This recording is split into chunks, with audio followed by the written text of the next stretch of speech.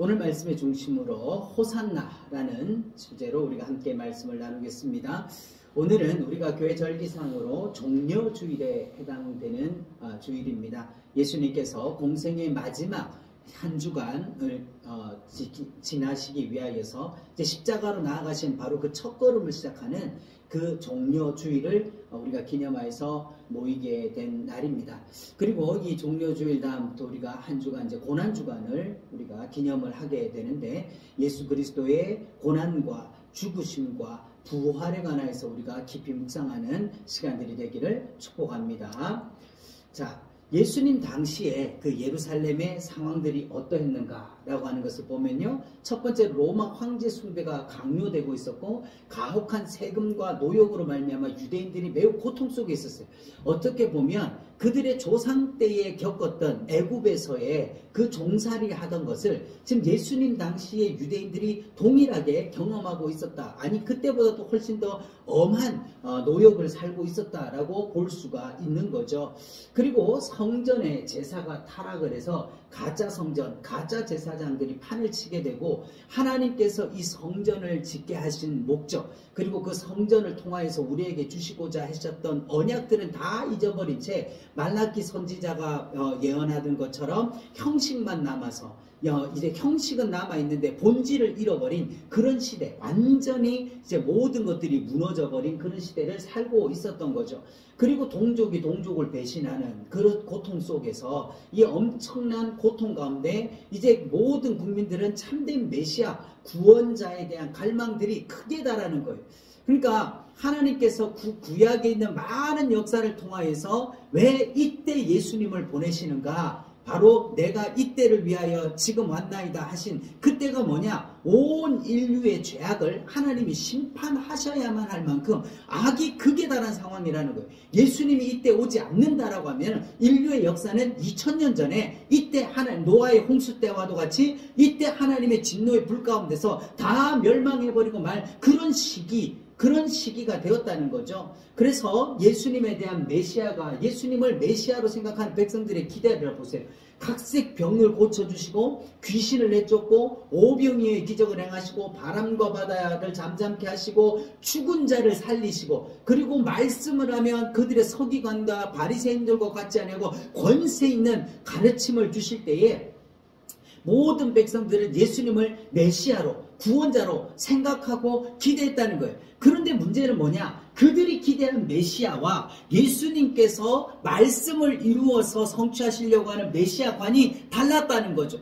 우리가 이것을 모든 것들을 볼 때 은사, 기적, 능력들이 매우 중요하지만 예수님이 병을 고치고 귀신을 내쫓고 오병이어를 기적을 행하고 바람과 바다를 잠잠케 하고 심지어는 죽은 자를 살리시고 그 엄청난 주옥 같은 산상설교를 하셔도 뭐가 해결이 안 되더라? 죄의 문제가 해결이 안 됐다는 거예요. 그 죄의 문제가 해결이 안 됐다라는 가장 큰 증거가 뭐냐? 성전에 있는 휘장이 여전히 찢어지지 않고 그대로 있었다라고 하는 거죠. 휘장이 찢어지지 않는다라고 하는 것은 죄의 문제가 해결이 안 됐다? 다른 얘기를 하면 예수님이 이 땅에 오신 가장 큰 목적이 뭐냐? 죄인을 의롭다 하여서 그를 하나님께로 돌려보내고자 하는 목적이신데, 이것들로는 그것이 이루어지지 않는데 백성들은 자기의 요구를 따라서 병든 자는 예수님을 병 고쳐주는 메시아로, 귀신 들린 자는 예수님 귀신 쫓아주는 메시아로, 배고픈 자는 보리떡 5개 물고기 2마리만 있으면 배불려주는 메시아로, 그 다음에 어떤 그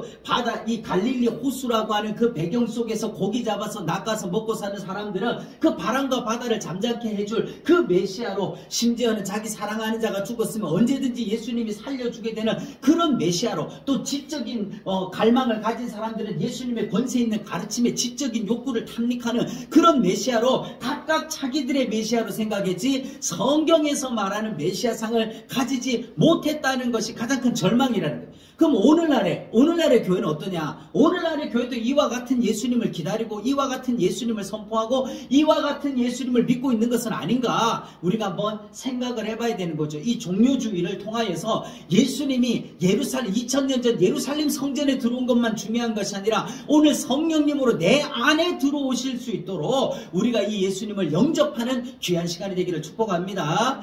그래서 호산나, 이 백성들이 예수님이 오실 때 두 마디에 가장 중요한 게 호산나 다윗의 자손이여 외친 거라는, 이게 과연 뭘 말하냐? 호산나라는 뜻은 우리를 구원하소서, 지금 오셔서 우리를 구원하소서라고 하는 탄식, 그리고 간절한 요청이죠. 도움을 요청하는 부르짖음으로 예배 의식에서 사용됐어요. 하나님 앞에 기도하는 의식으로 사용한 거예요. 근데 그거를 지금 예수님에게 말하고 있다라고 하는 것은 예수님을 지금 누구로? 메시아로 지금 받아들이고 있는데, 그 메시아가 백성들이 원하는 메시아가 아니었다는 게 문제죠. 그래서 이 호산나 외치는 소리 때문에 제사장들이 발끈하는 거예요. 이건 하나님께만 돌려드려야 되는 건데 어떻게 네가 이런 소리를 들을 수 있느냐라고 하는 것을 발끈한 거죠. 그런데 왜 이 호산나라고 하는 것은 성막에서 또 성전에서 요제의식이 거행될 때 번제단 주위의 엄숙한 회중 행렬에서 기쁨의 탄성으로 지르던 소리였다는 거예요. 그러니까 우리가 알다시피 이 제사를 드리는 방법 가운데 요제는 어떤 제사와 결부되는 겁니까? 어떤 예수님의 생애 가운데서 뭐가 결부되어지는 게 요제와 가장 관계가 깊은 거예요. 부활과 관계된 거예요. 하나님의 영원한 통치에 관해서 관계되는 거기 때문에 이 요제의식을 행할 때 호산나 호산나 외치면서 영원한 메시아, 영원한 통치자, 그분이 우리 가운데 임재하시기를 소망할 때 부르짖었던 얘기가 호산나였다는 거예요. 근데 그걸 백성들이 예수님께 돌리고 있으니까 그 당시에 종교 지도자들, 제사장과 바리새인들과 사두개인들이 예수님에 대해서 이를 갈고 있었다는 거죠. 그리고 이 요제의식, 영원한 왕권에 대한 증거가 뭐냐면 그들의 고백 가운데 다윗의 자손이라는 거예요. 그래서 구약에서 예언되고 이스라엘 사람들이 오랫동안 대망해온 메시아가 바로 예수님이다. 왜? 예수님은 구약의 예언대로 누구의 자손으로 오실 것이다? 다윗의 왕권을 가지고 오실 거다. 근데 지금 다윗 왕조는 무너지고 없는 거예요. 이 시대는 지금 로마의 식민지 통치를 받고 있고, 그 다음에 헤롯이라는 가짜 임금이 지배하고 있던 그 시대 가운데서 다윗의 자손이다 라고 하는 것은 로마를 무찌르고 헤롯 왕조를 무찌르고 다시 다윗 유다 왕조를 부활시킬 그 정치적 메시아로서 백성들은 생각을 했다는 거예요. 그래서 호산나 다윗의 자손이여를 한마디로 말하면 메시아 만세, 우리 하나님 만세, 이제 예수님 만세, 이렇게 부르짖은 거라는 거죠. 그럼 왜 예수님으로 말미암아 온 성에 소동이 일어나게 되냐? 예수님이 오시면 뭐가 드러난다? 거짓이 드러나요. 세 가지 거짓이 드러나는데, 첫째는 이 땅에 있던 거짓 임금, 누구로 대표되는 겁니까? 지금 현재 로마 황제와 유다를 다스리고 있던 헤롯 왕조라고 하는 이 거짓 왕이 오는 거죠. 그래서 다윗의 자손이요, 예수님이 구약에 예언된 메시아로서 예수님이 진짜 왕으로 오심으로 말미암아 거짓 왕이 쫓겨나게 됐다. 세상 임금 쫓겨나는 거죠. 그리고 제사장들도, 원래 제사장들은 누구의 후손으로만 되는 겁니까? 아론의 후손, 레위 자손 가운데서 아론의 자손만 제사장이 될 수 있는데, 이때 당시에는 제사장직을 다 매직을 해서 돈 주고 샀다 이 말이에요. 왕도 가짜고, 그 다음에 제사장도 가짜고. 그러니까 예수님이 이 땅에 오심으로 영원한 참 대제사장으로 오신 예수님으로 말미암아 거짓 제사장들이 쫓겨나야 된다 이 말이에요. 그게 드러나는 거죠. 세 번째로 뭡니까? 가짜 성전. 예, 헤롯, 그 당시에 헤롯이 지은 헤롯 성전이 있었지만 그것은 사람의 손으로 지은 것이고 하나님이 원하시는 아버지의 집이 아니었기 때문에 예수님은 이 성전을 헐어버려라, 3일 만에 내가 다시 세우리라, 성전된 자기 육체를 가리켜 하심으로 참된 성전이 바로 예수 그리스도로 말미암아 이루어질 것에 대해서 말씀하니까 이 성전을 중심으로 활동하던 사두개인들이 예수님을 미워할 수밖에 없는 거예요. 성전이 무너지면 자기들의 모든 권위가 무너지게 되니까. 또 제사장들도 마찬가지로 성전이 없으면 제사장이 필요가 없어지니까 마찬가지로 그렇게 되는 것이죠.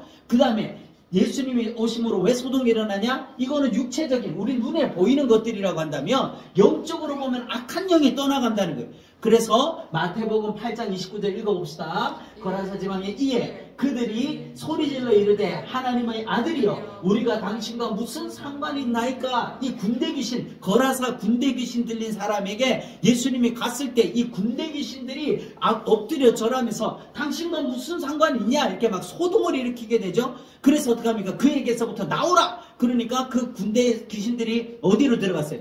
돼지떼로 들어가서 2,000마리가 그냥 내달아가지고 몰사해버리는 그런 일이 벌어지게 되니까 악한 영이 떠나간다. 그 다음에 마가복음 1장 26절에도 더러운 귀신이 그 사람에게 경련을 일으키고 큰 소리를 지르며 나오는지라. 한마디로 말해서 예수님이 오실 때 악한 영으로 대표되는 마귀 사단 귀신의 권세가 떠나가고 그의 나라가 무너지게 되는 것들에 대해서 그래서 소동이 일어나는 거죠. 그럼 오늘 우리가 이 종료주일 또 고난주일 고난주간을 지나 부활절을 맞이할 때 바로 그 예수 그리스도께서 내 안에 오실 때 뭐로 우리 안에 오십니까? 성령으로 복음으로 말씀으로 내 안에 올 때 왜 우리는 아무런 소동이 안 일어나냐 이 말이에요. 왜 우리는 이렇게 복음을 들어도, 왜 우리는 예수 그리스도의 말씀을 들어도, 이 절기들을 지키면서도 왜 우리 속에는 이런 소동이 안 일어나는가? 내 속에는 나는 너무나도 정결하고 거룩하고 깨끗해서 소동을 일으킬 만한 악한 영도 없고, 그 다음에 어떠한 거짓도 내 속에 없기 때문에 그런 것이냐? 아니요. 우리의 영이 너무 핍절하여 죽어버린 상태이기 때문에. 너무 핍절하게 죽어버려서 하나님의 말씀이 와도 반응할 힘조차도 없는 건 아닌가 우리 생각해야 되는. 그러면 과연 이런 일들을 어떻게 이루어 주시는가? 이런 구원을 어떻게 이루어 주셨는가? 골로새서 1장 20절에 그가 그의 십자가의 피로 화평을 이뤘다. 한마디로 예수님이 십자가의 피로 화평을 이루기 전에 우리는 하나님과 어떤 상태였다? 원수되었다. 하나님과 원수되었던 상태였다는 거예요. 그런데 원수된 것을 십자가의 피로서 화평을 이루어 주셨고, 그 다음에 22절에도 그의 육체의 죽음으로 말미암아 사망으로 사망의 세력을 잡은 자 누구를 없이 하시고 마귀를 없이 하심으로 말미암아 우리의 구원을 이루어 주셨다. 할렐루야. 이게 바로 그리스도의 첫 고난이라는 거예요. 예수님의 고난이라는 거예요. 예수님이 오늘 이 종료주의를 통하여서 예루살렘에 입성하시는 것은 바로 이 십자가의 길로 나아가는 첫걸음이시라는 거예요. 이것을 통하여 가지고 뭐를 이루려고 하시는 겁니까? 우리의 구원을, 죄인을 의롭다 해서 하나님의 백성으로 다시 회복시킬 그 구속사의 역사를 시작하시려고 들어오시는 거예요.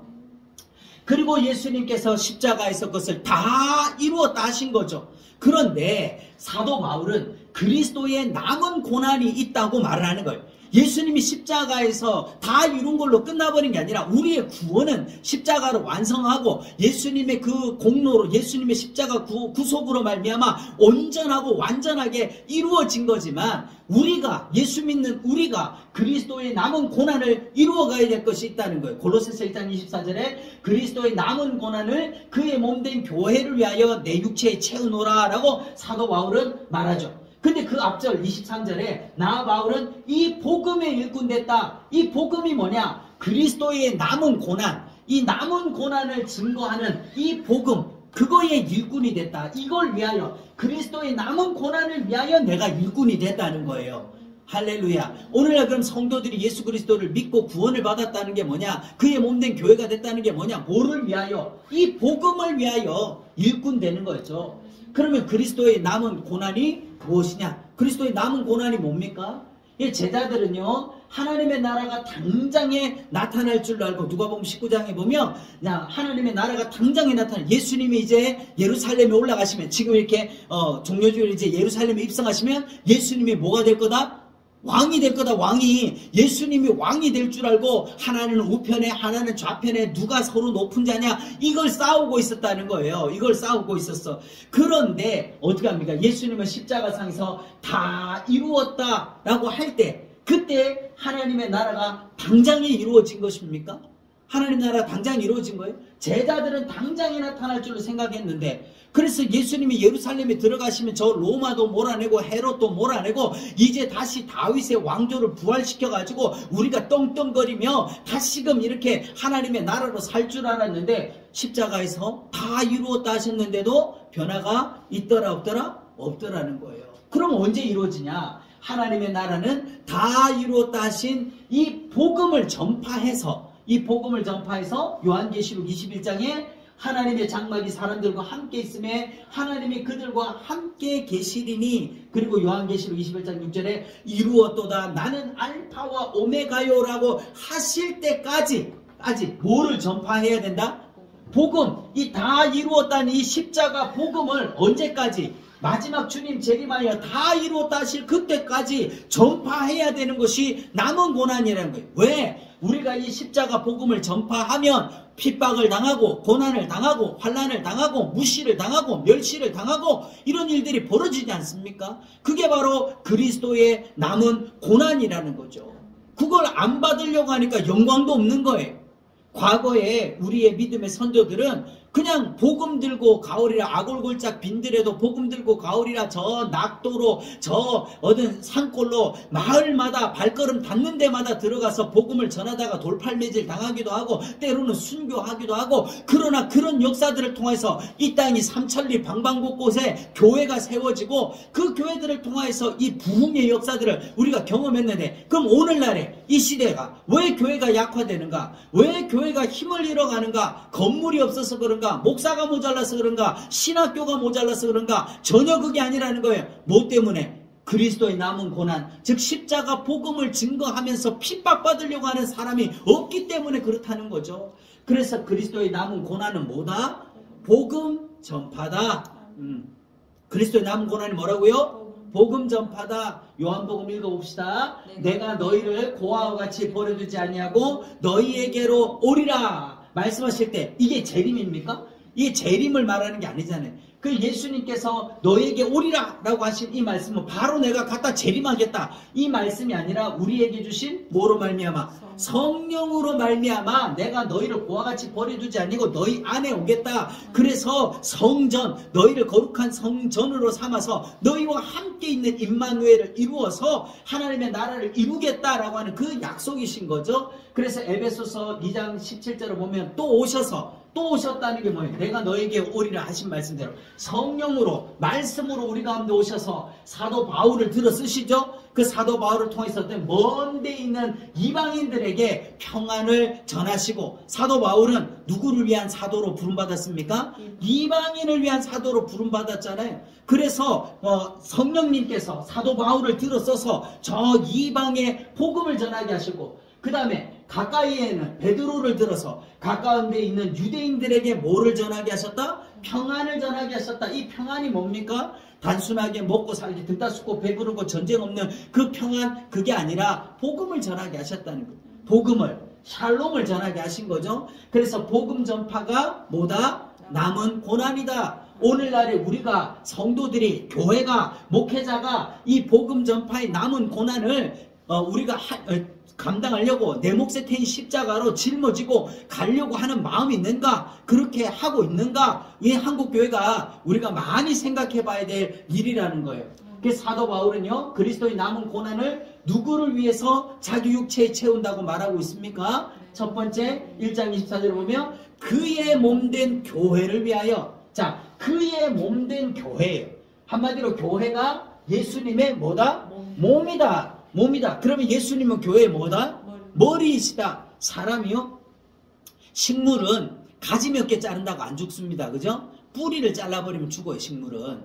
그런데 동물은, 인간은, 자, 팔 하나 떨어지고 다리 하나 자른다 해서 안 죽어요. 장기 하나 빼냈다고 안 죽습니다. 그런데 뭐를 잘라버리면? 머리 잘라버리면 확실하게 죽는 거예요. 머리 잘라버리면. 그건 살 길이 없어.